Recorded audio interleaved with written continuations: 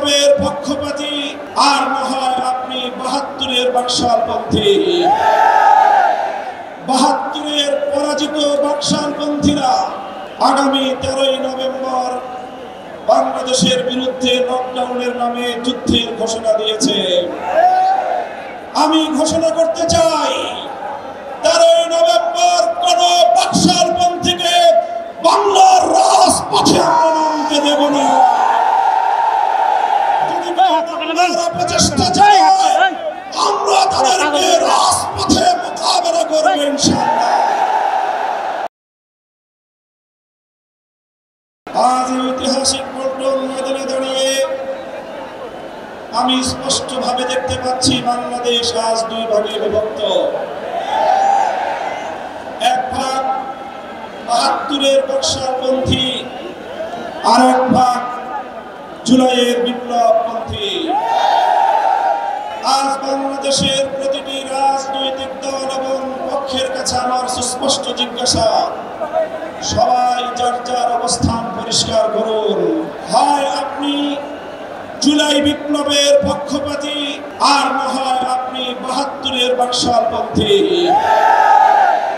৭২-এর পরাজিত বাকশালপন্থীরা আগামী 13ই নভেম্বর বাংলাদেশের বিরুদ্ধে লকডাউনের নামে যুদ্ধের ঘোষণা দিয়েছে। আমি ঘোষণা করতে চাই 13ই নভেম্বর কোন বাকশালপন্থীকে বাংলার রাজপথে আমরা নামতে দেব না। যদি প্রচেষ্টা চাই আমরা তাদেরকে রাজপথে মোকাবেলা করব ইনশাআল্লাহ। সাথী বন্ধুগণ, 2024-এর জুলাই বিপ্লব সহস্রাধিক তাজা প্রাণের রক্তের বিনিময়ে অর্জিত এই বিপ্লব। এই বিপ্লবের ভিত্তিতে আগামী বাংলাদেশ পরিচালিত হওয়ার জন্যই ঐক্যমতের ভিত্তিতে জুলাই সনদ প্রণীত হয়েছে। এই জুলাই সনদ কোন কাগজের সনদ হিসেবে আমরা দেখতে চাই না। জুলাই সনদকে আমরা আগামীর বাংলাদেশের রূপরেখা হিসেবে দেখতে চাই। এজন্য আমরা দলের পক্ষ থেকে বলেছি, অনতিবিলম্বে জুলাই সনদকে সরকারি আদেশের মাধ্যমে এর প্রাথমিক আইনি ভিত্তি প্রদান করতে হবে। আগামী ত্রয়োদশ জাতীয় সংসদ নির্বাচনের পূর্বেই গণভোটের মাধ্যমে জুলাই সনদকে চূড়ান্ত আইনি ভিত্তি প্রদান করতে হবে। এর ব্যত্যয় হলে জুলাই বিপ্লবপন্থীরা বরদাস্ত করবে না, সেটা মানবে না। আমরা সুস্পষ্ট ঘোষণা দিতে চাই, আমাদের জুলাই যোদ্ধাদের, জুলাইয়ের বিপ্লবের শাহাদাত বরণকারী বীর শহীদদের রক্ত মারিয়ে জুলাই বিপ্লবের জুলাই সনদ বাস্তবায়নের গণভোট ছাড়া বাংলার মাটিতে আমরা আর কোনো কিছুই হতে দেব না। আমি জানি জাতীয় নির্বাচনের আগে জুলাই সনদ বাস্তবায়নের লক্ষ্যে গণভোট হলে কার কি সমস্যা সেটা আমাদের বুঝে আসে না। আমাদের সমস্যা হলো জুলাই সনদের গণভোট ছাড়া যদি জাতীয় সংসদ নির্বাচন অনুষ্ঠিত হতে থাকে, জাতীয় সংসদ নির্বাচন যদি তফসিল ঘোষণা হয়ে বাস্তবায়িত হয়, অনুষ্ঠিত হয়, সেখানে অনেকগুলো বড় বড় জটিলতার সৃষ্টি হবে। তার মধ্যে অন্যতম একটি হলো দ্বিকক্ষ বিশিষ্ট জাতীয় সংসদের উচ্চ কক্ষ কিভাবে গঠিত হবে, কিভাবে রাজনৈতিক দলগুলো তাদের নির্বাচনী ম্যানিফেস্টো তৈরি করবে, জাতির সামনে তারা তাদের উচ্চ কক্ষের 100 সদস্যের তালিকা কিভাবে প্রকাশ করবে, এই সকল বিষয়ের কোন সদুত্তর তাদের কাছে নাই।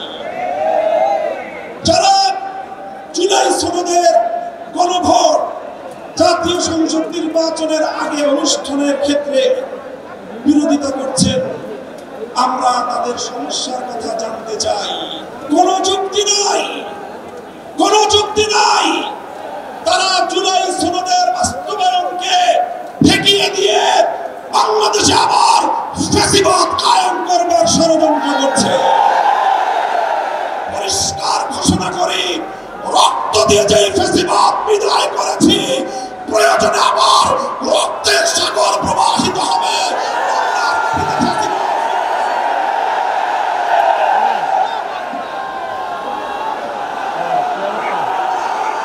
রাজনৈতিক পক্ষগুলোকে বলতে চাই, আমরা রক্ত দিয়েছি বালাকোটে, আমরা রক্ত দিয়েছি স্বপ্ন চত্বরে, আমরা রক্ত দিয়েছি 2015 সালে, রক্ত দিয়েছি 2021 সালে, রক্ত দিয়েছি জুলাই বিপ্লবে।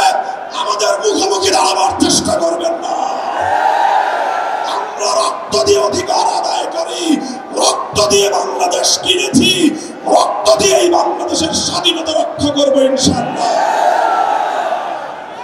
সাথী ও বন্ধুগণ, জুলাই বিপ্লবে আমার সকল সহযোদ্ধাদেরকে আমি বলতে চাই, রাজনৈতিক মতবিরোধ থাকতে পারে, নির্বাচন নিয়ে মতপার্থক্য থাকতে পারে, আপনারা যার যার নির্বাচন করবেন সেটা পরের কথা। আসুন, যারা জুলাইয়ের বিপ্লবে রাজপথে ছিলেন, জুলাই বিপ্লবের সনদের আইনি ভিত্তি কার্যকর করার জন্য আমরা হাতে হাত রাখি।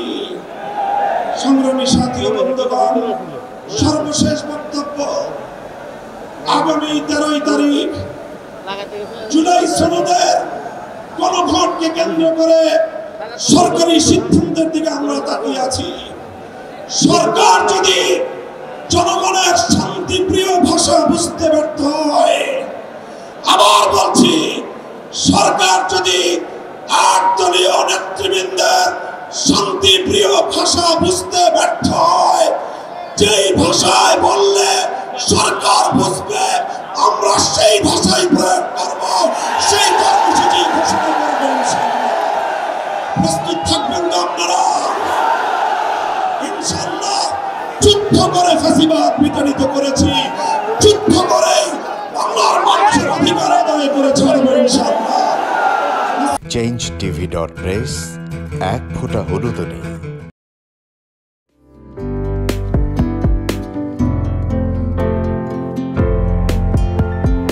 পহেলা জানুয়ারি 2025 ইউটিউব জার্নালিজমের অগ্রদূত changetv.press 6 বছর পেরিয়ে পা রাখল গর্বিত।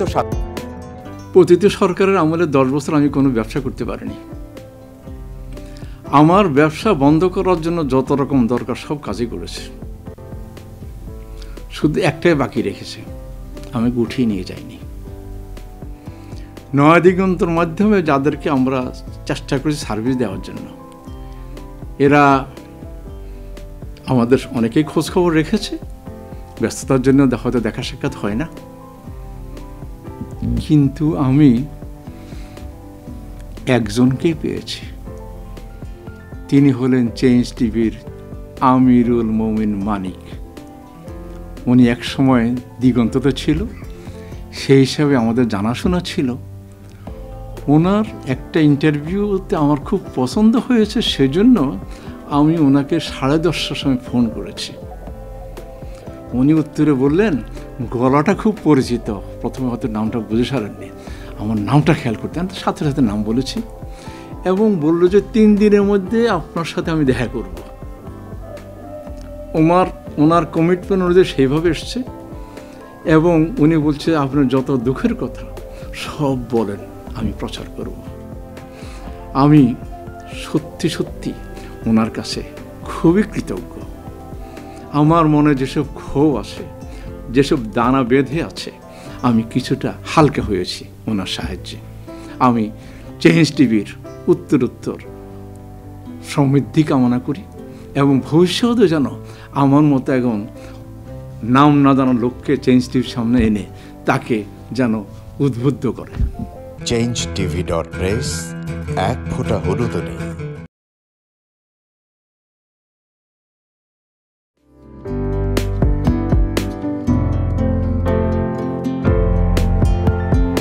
পহেলা জানুয়ারি 2025 ইউটিউব জার্নালিজমের অগ্রদূত changetv.press 6 বছর পেরিয়ে পা রাখল গর্বিত।